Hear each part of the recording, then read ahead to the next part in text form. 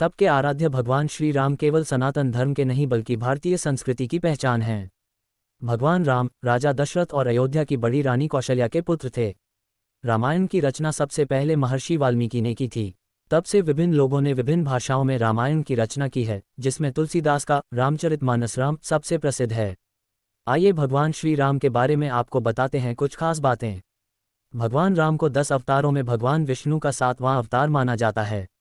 भगवान राम से पहले भगवान विष्णु के अवतार मत्स्य, मछली, कूर्म, कछुआ, वराह, वर, नरसिंह, मनुष्य और शेर, वामन, बौना और परशुराम हैं। जबकि बाद में कृष्ण, बुद्ध और कल्कि हैं। भगवान राम को मानव रूप में पूजे जाने वाले सबसे पुराने देवता के रूप में जाना जाता है, क्योंकि भगवान राम का जन्म त्रेता युग में हुआ था और ऐसा माना जाता है कि त्रेता युग आज से 12,96,000 साल पहले समाप्त हो गया था। त्रेता युग में भगवान राम के अलावा भगवान विष्णु ने वामन और परशुराम के रूप में अवतार लिया। भगवान राम का जन्म इक्ष्वाकु वंश में हुआ था, जिसकी स्थापना भगवान सूर्य के पुत्र राजा इक्ष्वाक ने की थी। इसीलिए भगवान राम को सूर्यवंशी भी कहा जाता है। विष्णु सहस्रनाम नामक पुस्तक भगवान विष्णु के 1000 नामों को सूचीबद्ध करती है। इस सूची के अनुसार राम दरअसल भगवान विष्णु का 394वां नाम है। भगवान राम का नाम महर्षि वशिष्ठ रघुवंशी के गुरु द्वारा रखा गया था।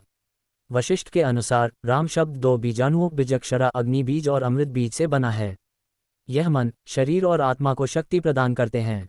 महाभारत में उल्लेख है कि एक बार भगवान शिव ने कहा कि राम के नाम का 3 बार पाठ करने से 1000 देवताओं के नामों के उच्चारण के बराबर कृपा मिलती है।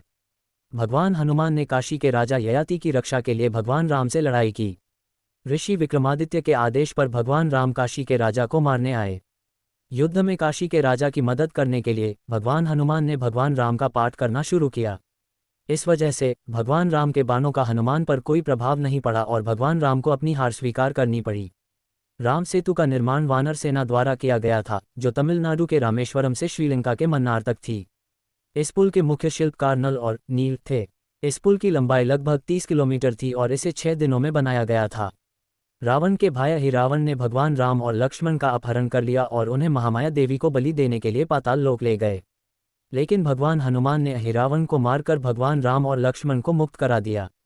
भगवान राम ने 11,000 वर्षों तक अयोध्या राज्य पर शासन किया। इस स्वर्णकाल को राम राज्य के रूप में जाना जाता है।